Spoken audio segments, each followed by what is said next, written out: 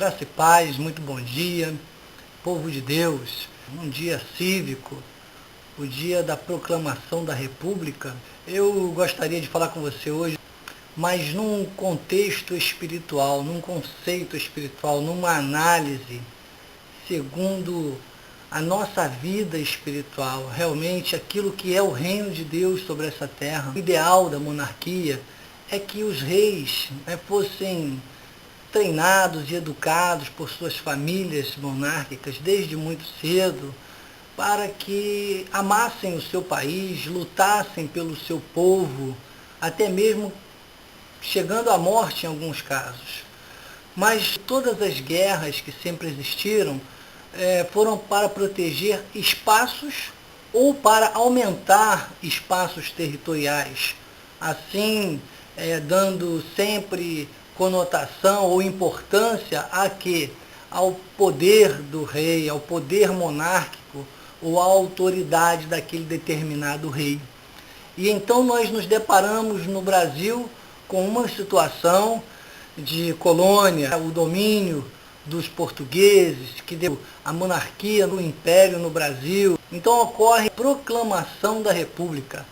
Mas se nós fôssemos atentar à história e buscar o que os historiadores falam sobre isso, nós poderíamos verificar que, de fato, talvez nem pudéssemos festejar uma proclamação da República, mas um golpe militar, que foi o que de fato aconteceu. Então, não foi uma questão de opção dos brasileiros, mas uma questão de uma conquista, se pudermos assim chamar, por meio de um golpe militar, onde o Marechal Deodoro, com aproximadamente mais de 200 soldados, 200 militares, tomaram esta iniciativa, que seria o quê? Um ideal do povo poder participar, de termos, ao invés de termos o poder na mão de apenas uma pessoa ou uma família, termos isso diversificado, até chegarmos ao ponto hoje do voto direto, de podermos escolher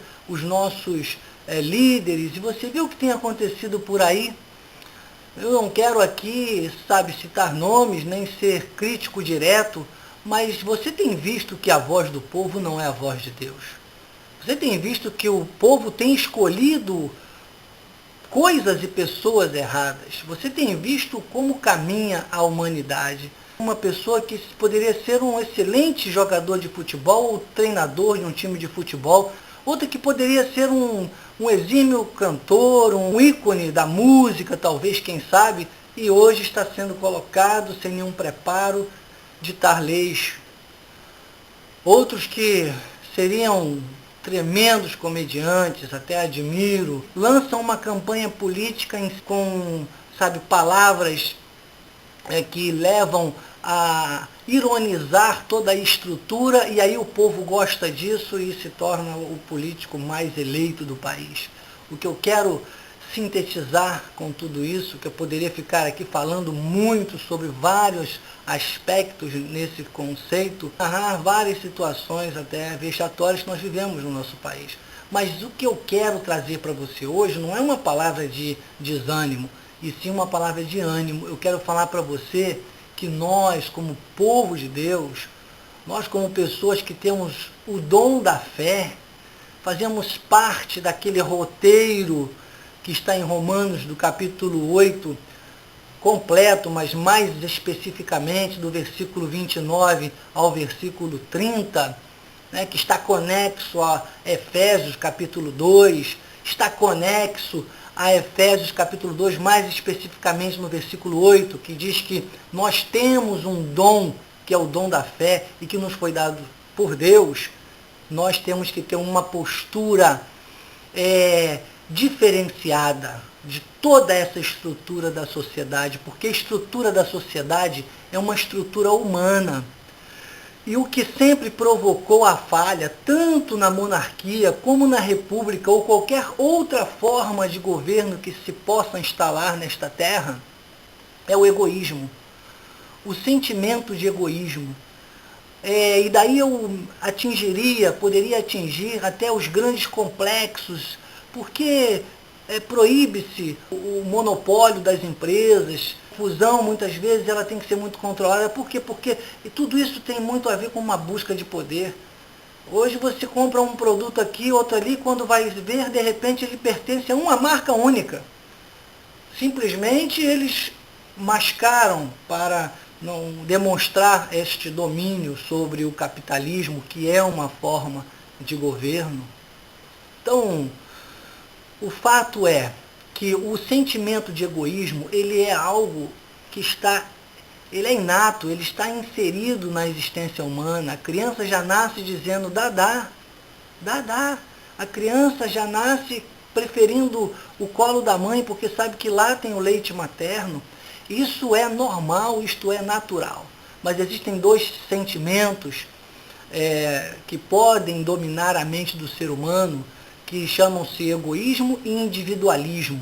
E quando se dá poder e autoridade a pessoas, e olha que às vezes não precisa ser um número muito grande de pessoas, a tendência, o risco muito grande é de que neste ser humano, nesta pessoa, seja ela ligada a uma monarquia, a uma república, à direção de uma empresa, a qualquer grupo que possa ser comandado, é que esta pessoa se desencaixe do eixo até onde vão os limites do egoísmo do ser humano, que é, repito, uma coisa inata, é uma coisa natural, faz parte deste corpo, desta existência humana, o sentimento de querer, de conquistar, isso é natural, mas quando isso foge do eixo, passa para um sentimento diabólico chamado individualismo. E quando ocorre o individualismo, quem está à volta sofre, porque para o individualista o outro não existe. Esse é o grande detalhe. Então, nos grandes reinados, nas grandes monarquias, nas grandes repúblicas, nas grandes empresas, nos grandes comandos, já dizia um pensador, né, dê poder ao homem e você vai conhecê-lo. Então, o fato é que nós precisamos entender que o povo de Deus tem que ficar com a monarquia, porque nós temos um rei. Então nós temos que ter sobre a nossa vida uma palavra final, que é o nosso Rei Jesus, o nosso Senhor, o Alfa e o Ômega, o princípio e o fim, aquele que é o autor e o consumador da nossa fé. Jesus é o nosso Rei. Então, por que esse reinado é especial? Porque este reinado tem a perfeição.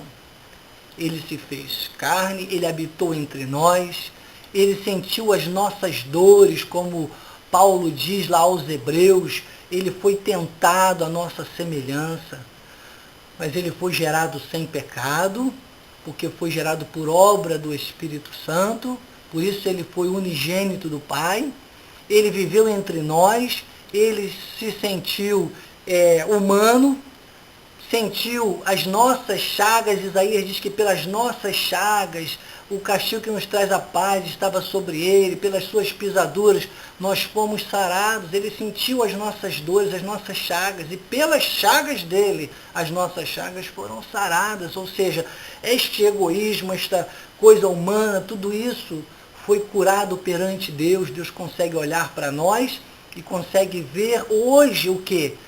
Toda uma família espiritual, que é o que nós somos.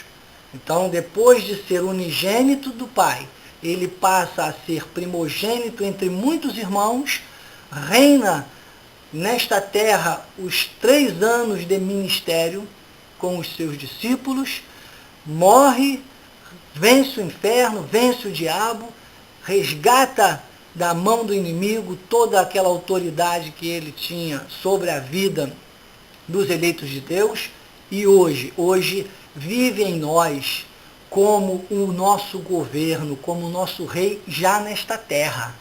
Então, quando nós temos esta visão e dizemos, espera aí, não me importa o regime que seja adotado no meu país, eu estou aqui porque eu sou também um ser espiritual e eu tenho um reinado sobre a minha vida, eu tenho um rei sobre a minha vida, e o nome desse rei é Jesus, ele tem um nome. E quando você diz isso, você está dizendo, eu nesta terra vou ser rei, eu vou ter autoridade sobre a minha vida, eu vou ter autoridade sobre as minhas decisões, porque a Bíblia diz que ele é rei de reis e senhor de senhores. Então, reine nesta terra, porque pelo sacrifício de Cristo você tem direito a reinar nesta terra, está em Romanos 5,17. É esta a mensagem. Não me importa se há república, não me importa se há monarquia, não me importa se é o capitalismo que impera, não me importa se são os interesses individuais, não me importa se é egoísmo, egocentrismo, individualismo ou qualquer ismo.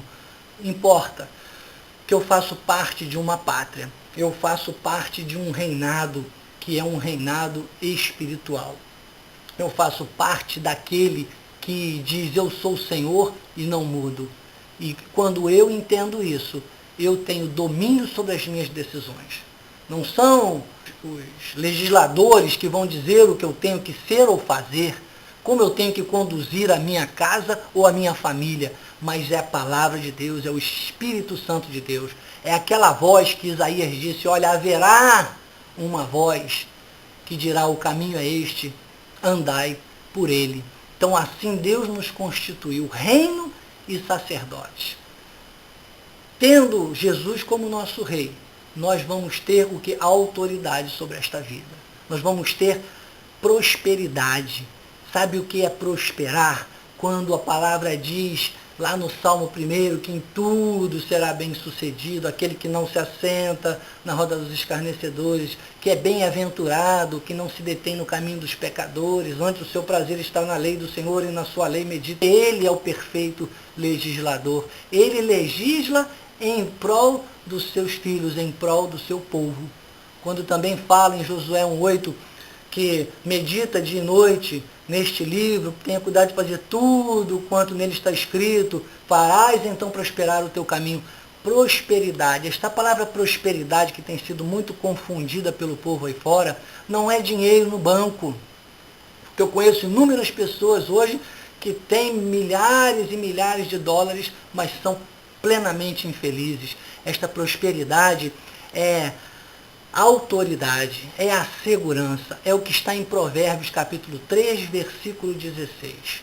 Quando você tem Deus, quando você tem a voz de Deus, quando você tem o poder de Deus na sua vida, você consegue dominar. Você não é dominado, você domina. Você dita as suas regras, porque você passa a ter uma conexão direta com o trono da graça, com a visão, com a revelação de Deus na sua vida. Com aquele que Tiago chama de Pai das Luzes. Esse é o nosso Rei, Jesus.